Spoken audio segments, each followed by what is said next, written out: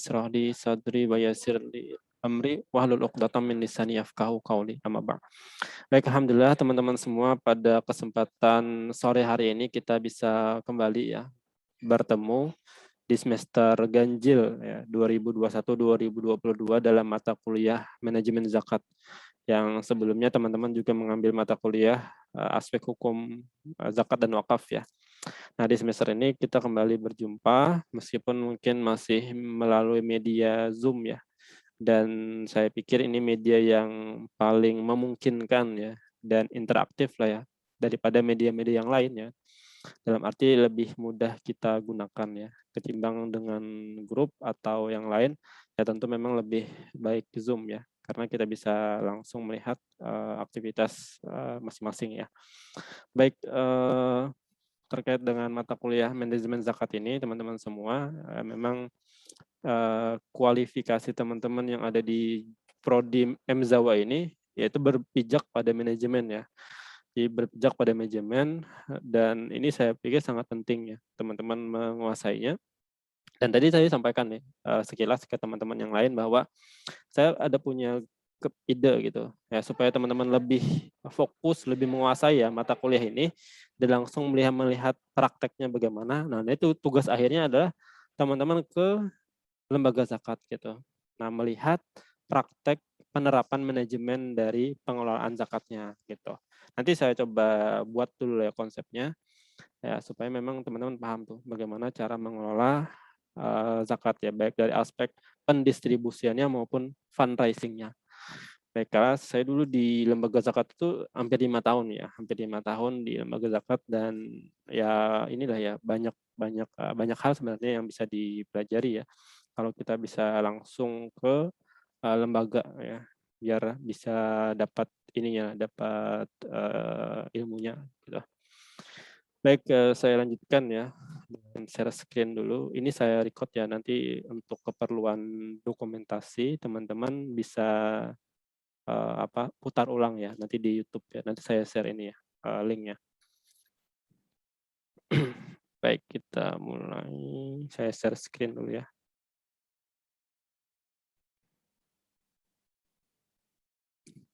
Ini orangnya masih samakah dengan yang sebelumnya?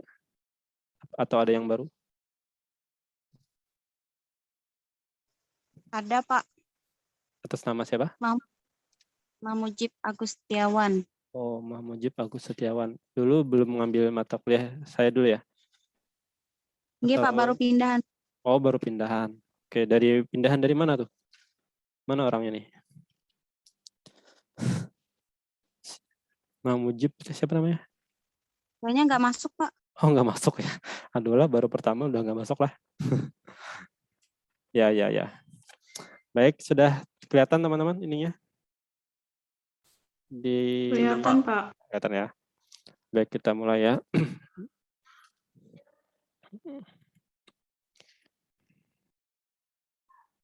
Baik, ini nanti untuk PPT-nya saya share ya ke grup biar teman-teman bisa mereview ulang kalau nanti saat diperlukan.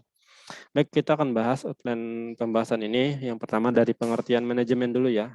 Kemudian manajemen zakat. Kemudian baru ruang lingkup manajemen zakat. Nah, sebelumnya saya mau tanya juga nih. Sebelumnya sudah adakah belajar pengantar ilmu manajemen? Apakah ada mata kuliah kemarin pengantar ilmu manajemen? Sudah, Pak. Sudah ya, baik. Nah, ini saya sedikit mereview ulang saja ya terkait dengan manajemennya, yang mudah-mudahan bisa masih ingat ya dan refresh lah ya. Baik, terkait dengan pengertian manajemen, saya pikir teman-teman kemarin sudah dapat gambarannya ya. Manajemen itu secara bahasa dari bahasa Inggris ya, artinya to manage ya. Kemudian juga manajemen. Nah, to manage ini kita terjemahkan dalam bahasa Indonesia bisa maknanya mengurus ya. Kemudian juga mengelola, kemudian mengatur, kemudian memperlakukan atau melaksanakan. Nah, itu secara bahasa ya. Atau ada juga aspek-aspek manajemen itu berkaitan dengan kepemimpinan ya, leadership. Jadi ada unsur pimpinan, kemudian bawahannya. Kemudian ada juga ke tata kelaksanaan ya dalam satu organisasi. Biasanya ada ini ya, ada cabang-cabangnya yang mana kemudian ada struktur yang mulai dari atas sampai ke bawah gitu. Kemudian juga berkaitan dengan tata pimpinan, kemudian juga pengelolaan. Nah, ini berkaitan dengan manajemen secara umum ya. Kemudian secara terminologi ya, manajemen itu kita coba lihat dari beberapa pendapat ahli ya. Yang pertama nih Mary Parker Follett ya. Nah, kata dia, manajemen itu adalah seni ya, seni dalam menyelesaikan sesuatu melalui orang lain ya. Teman-teman yang berorganisasi biasanya ini ya, ada ketua kan, ada ketuanya. Nah, ketua kan biasanya suka nyuruh-nyuruh. Maksudnya dalam arti, oh ini kerjakan ini ya, membagi tugas kan. Nah, membagi tugasnya itu kan dalam rangka apa? Menyelesaikan satu pekerjaan kan, menyelesaikan satu tujuan. Tapi dengan cara kasarnya nyuruh-nyuruh gitu ya. Maksudnya membagi tugas nih, bagi tugas masing-masing ini tugasnya. Nah, kata Mary Parker Follett begitu tentang manajemen itu ya. Jadi seni dalam menyelesaikan sesuatu melalui orang lain. Nah, dalam satu organisasi ada ketua, ada wakil, sekretaris, dan seterusnya yang kemudian bekerja sesuai dengan tupoksinya masing-masing. Nah, itu bicara tentang manajemen. Nah, kalau bicara seni ya tentu memang berkaitan dengan apa ya, skill ya, yang nanti bisa bisa diasah, bisa dilatih ya.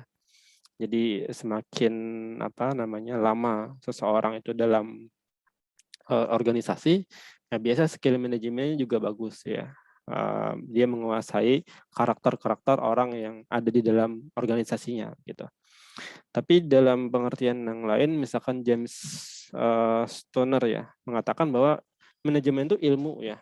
Jadi kalau dia ilmu berarti bisa dipelajari ya. Kalau seni berarti tadi dilatih ya. Ada pengalaman ya, pengalaman dia belajar dari pengalaman ya. Oh kalau orangnya seperti ini, tindak cara perlakuannya seperti ini. Nah, itu kalau sebagai seni ya. Tapi kalau dia sebagai proses ilmu, berarti dia bisa dipelajari nih tahapan-tahapannya. Nah, tahapan-tahapan inilah yang kemudian nanti dijabarkan dengan fungsi manajemen ya. Kata Stoner, yang namanya manajemen itu berkaitan dengan perencanaan, ya planning dulu nih, yang merencanakan sesuatu. Nah, kemudian pengorganisasian. Jadi step by step. Organizing, kemudian actuating, pelaksanaan atau pengarahan, kemudian terakhir ada pengawasan, ya, ada kontrolnya, usaha-usaha para anggota organisasi dan menggunakan sumber daya. Jadi ada research kan yang kemudian dikelola nih. Ya, research ini kan terbatas ya, terbatas dia. Dia harus dikelola nih dengan proses manajemen tadi.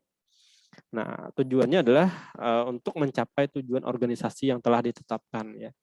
Jadi intinya bahwa terkait manajemen ini bagaimana kita mengelola satu organisasi itu ya dengan berbagai macam karakteristiknya kita kelola ya, bisa kemudian kita menggunakan proses-prosesnya dari proses perencanaan, pengorganisasian, pengarahan dan pengawasan. Dalam rangka apa? Dalam rangka mencapai satu tujuan. Nah, begitulah ya kurang lebih tentang manajemen ya. Jadi nanti kita kaitkan nih dengan zakat bagaimana dengan organisasi zakatnya. Nanti kan kita kaitkan. Nah, jadi fungsi dan peran manajemen ya. Nah, kalau kita lihat ya secara umum memang manajemen itu tidak terpisah dengan organisasi ya. Ya, tidak terpisah dari organisasi. Hatta dia dengan individu masing-masing ya. Kita berperan memanage waktu kita masing-masing kan, mulai dari kita bangun tidur sampai kita tidur lagi itu dari pagi sampai malam kita mengatur diri kita kan, mengatur waktu kita. Nah, itu juga memanage ya, mengatur tadi. Tapi kaitannya dengan organisasi kita bisa katakan bahwa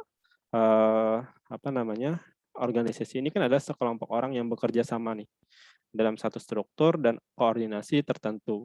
Untuk apa? Untuk merangkai tujuan tertentu. Nah, berbagai organisasi ini kan memiliki tujuan yang berbeda-beda ya, tergantung pada jenis organisasinya. Ada organisasi yang profit oriented, yang kemudian bertujuan untuk mendapatkan keuntungan. Ada juga organisasi yang nirlaba, ya, yang tidak yang tidak bertujuan mendapatkan keuntungan, organisasi sosial misalkan. Nah, kalau zakat kan tadi kita masuk ke yang kedua ya, berarti dia nirlaba kan, dia tidak mencari keuntungan. Ya. Nah, tujuannya berbeda-beda. Nah, ketika satu organisasi tadi punya anggota, punya struktur yang berbeda-beda, itu juga kan di dalamnya tuh punya karakter yang berbeda-beda kan. Jadi satu orang ada karakternya seperti ini, ada juga yang karakternya seperti ini gitu. Nah, masing-masing berbeda nih ya.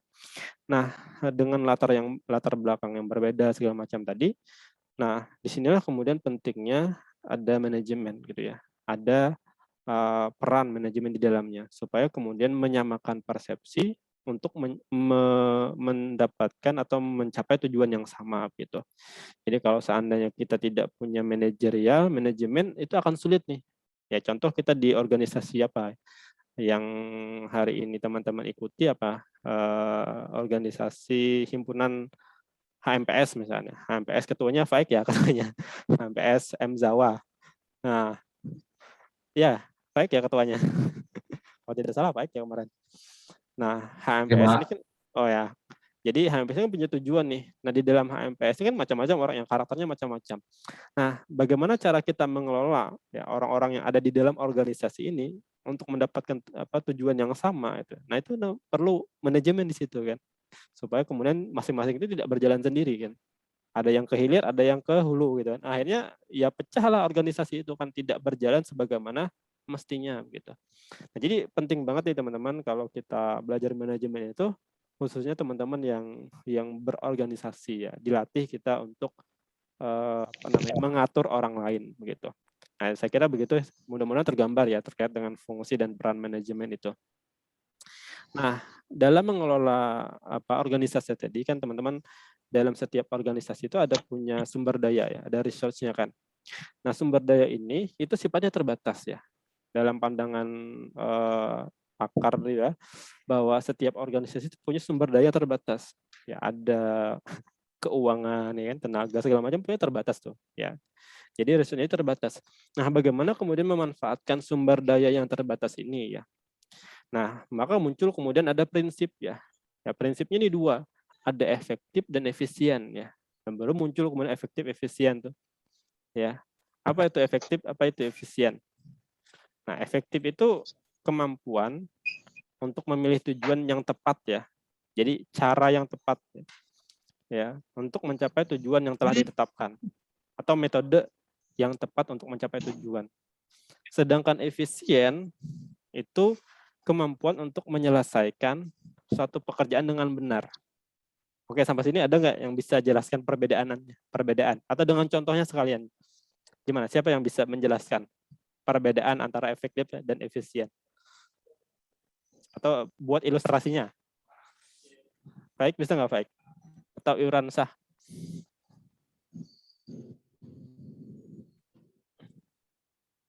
Siapa yang bisa? Sugeng.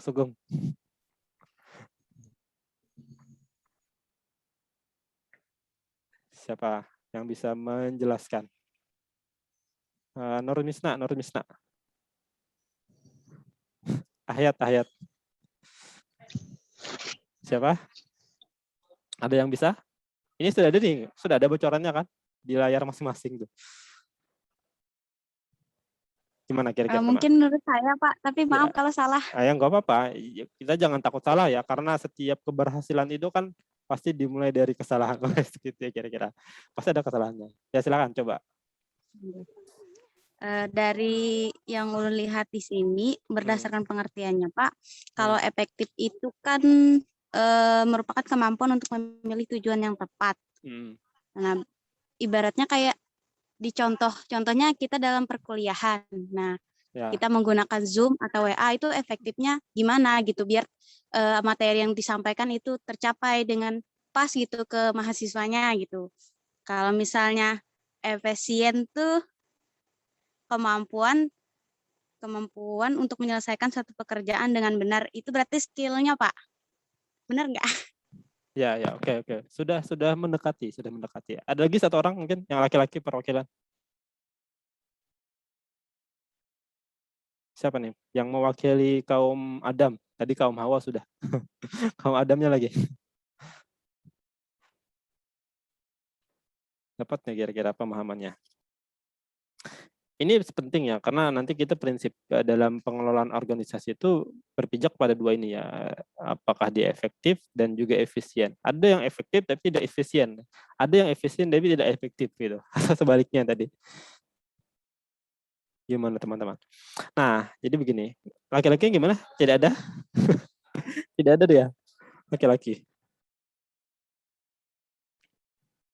Nah, baik. Begini, ini kita coba lihat dari Peter Drucker ya. Kata dia, efektif itu adalah doing the right things ya, melakukan pekerjaan yang benar ya.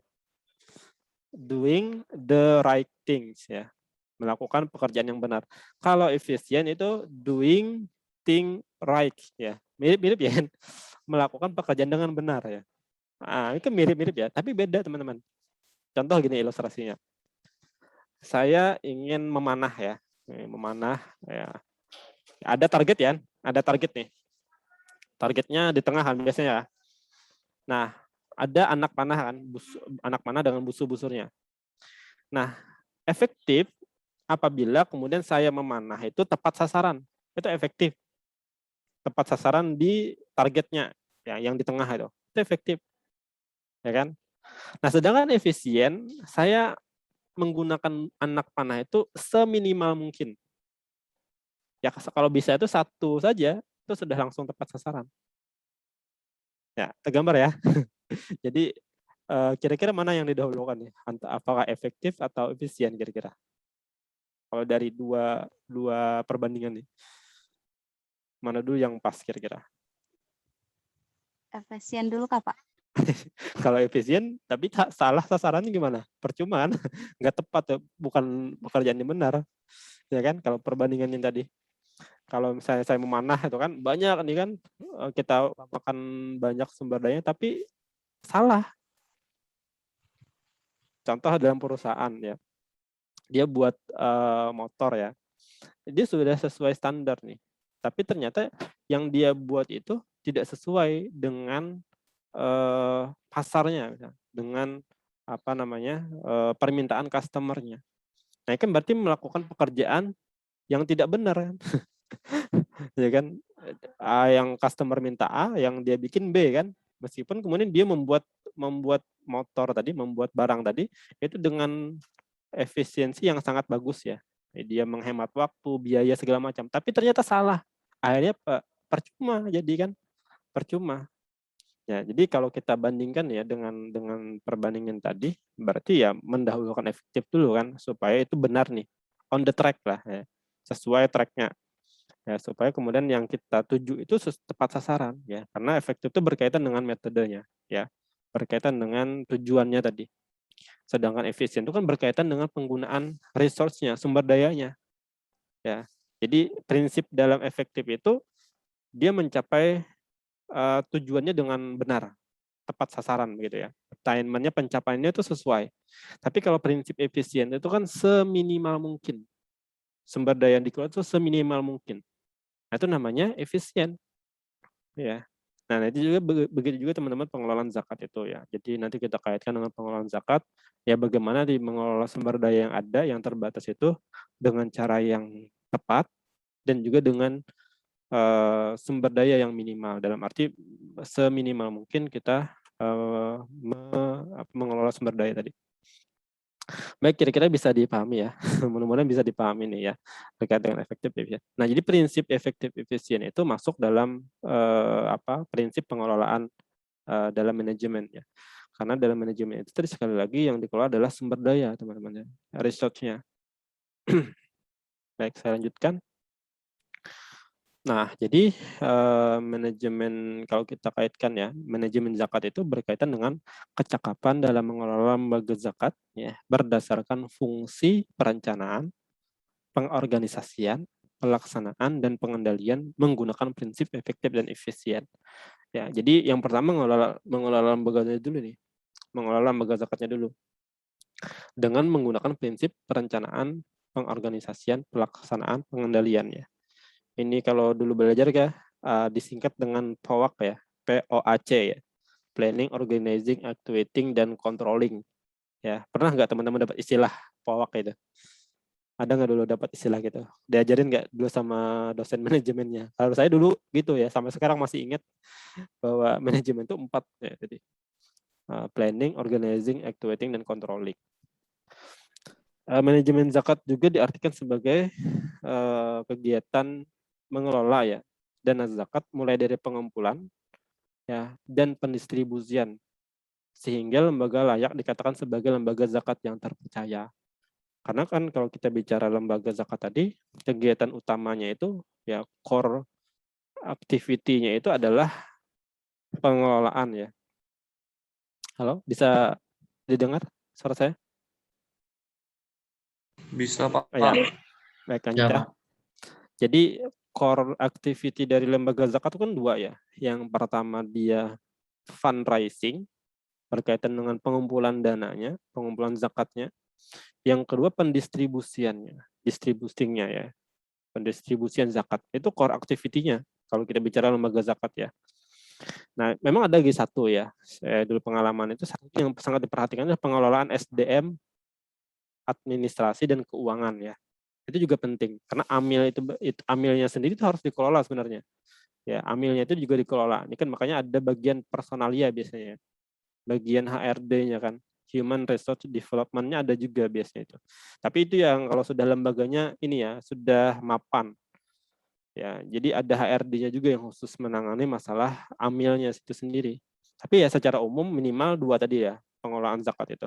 Berkaitan dengan pendistribusian dan juga fundraising-nya, pengumpulannya. Sehingga kemudian lembaga ini dikatakan sebagai lembaga zakat yang profesional ya dalam mengelola dan mendistribusikan zakat. Nah, manajemen zakat juga digunakan untuk mengetahui berhasil tidaknya ya kegiatan manajerial, khususnya dalam hal penghimpunan dan penyaluran dana zakat yang telah dilaksanakan lembaga zakat. Jadi kalau ingin kita melihat ya, satu lembaga zakat itu dia berhasil mengelola, berhasil mendistribusikan, kita lihat manajemennya dulu. Ya, misalnya dilihat di perencanaan. Apakah dalam perencanaannya lembaga zakat ini dia punya semacam apa ya? Dulu saya nyebutnya itu apa ya? Rencana pokoknya ada perencanaan ya, perencanaan kegiatan, rencana kegiatannya. Jadi apakah ada kegiatan harian? Apakah ada kegiatan mingguannya? Sampai bulanannya. Itu kemudian dibuat ya dalam perencanaan lembaga zakat. Nah, baik dia dalam perencanaan dalam aspek pendistribusian maupun dalam aspek penghimpunannya. Itu nanti dilihat ya. Nanti akan ketahuan dari hasil penghimpunan zakatnya. Nah, itu nanti kita akan lihat dari sisi manajemennya teman-teman semua. Termasuk soal evaluasi kan. Evaluasi nanti akan kita lihat di akhir ya. Ada evaluasi mingguan dulu saya ketika menjadi manajer itu ada evaluasi itu mingguan kita. Ada evaluasi bulanan. Jadi setelah 1 minggu berjalan kegiatan yang sudah dilaksanakan kita evaluasi. Apa saja nih yang sudah dilaksanakan? Nah, apakah ada kendala? Nah, lalu kalau ada kendala bagaimana kita menyelesaikannya. Kemudian yang bulanan. Jadi rencana itu ada ini juga ada perencanaan kan, pelaksanaan, pengorganisasian sampai evaluasinya. Kemudian yang terakhir, manajemen zakat itu merupakan perantara ya bagi tercapainya kesempurnaan pelaksanaan zakat. Ya, oleh karena itu dalam prinsip pengumpulan zakat mestinya didasarkan pada prinsip-prinsip manajemen. Nah, jadi teman-teman semua, kita paham bahwa zakat itu satu syariat yang sifatnya kan ritual, ubudiyah. Ya diatur ya sedemikian oleh syariat. Nah, pengaturan oleh syariat ini ya kan itu tidak akan terlaksana ya tanpa kemudian juga didukung oleh amil yang juga profesional kan dalam mengelola zakat ya. Nah, bagaimana cara kemudian amil tadi bisa profesional? Salah satunya dengan menggunakan prinsip manajemen tadi teman-teman semua gitu. Ya sebenarnya sih simpel aja sih kalau kita bicara zakat itu kan, saya ada harta yang sudah memenuhi wajib zakatnya, haul, nisab segala macamnya, saya keluarkan kan, saya hitung, saya keluarkan, saya kasih ke mustahiknya. Selesai sih sebenarnya gitu ya.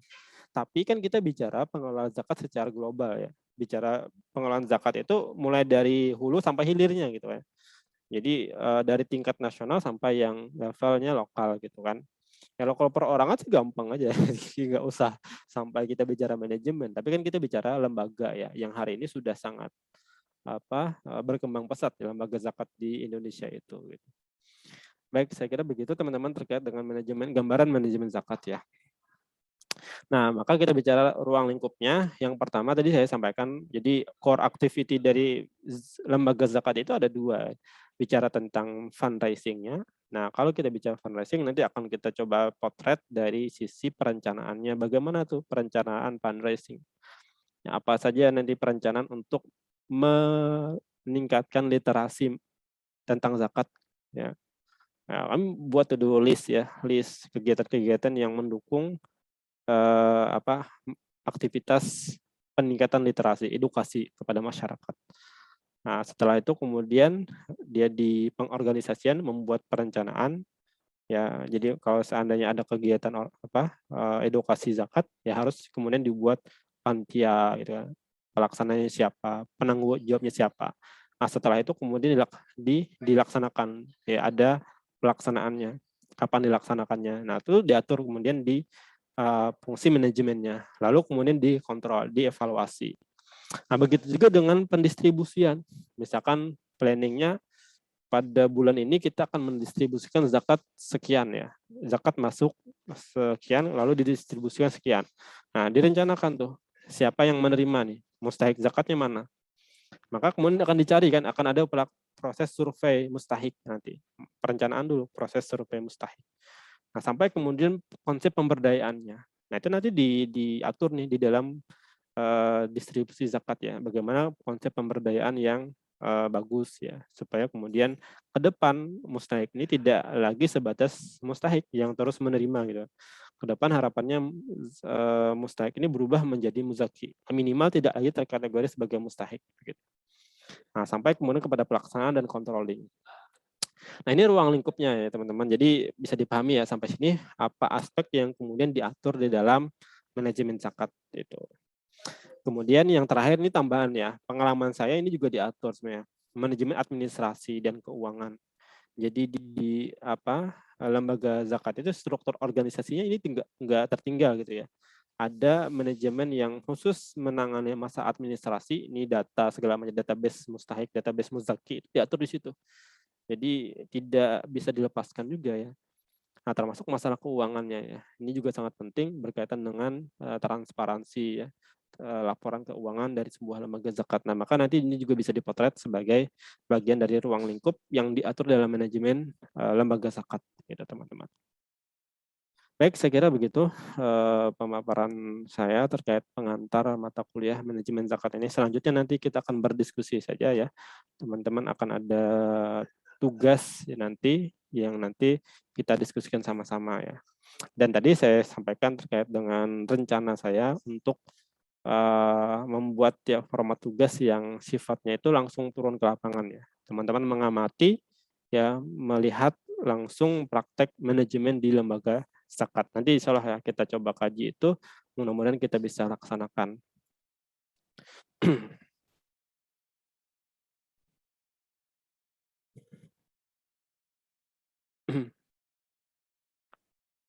Silakan kalau ada yang mau ditanyakan teman-teman.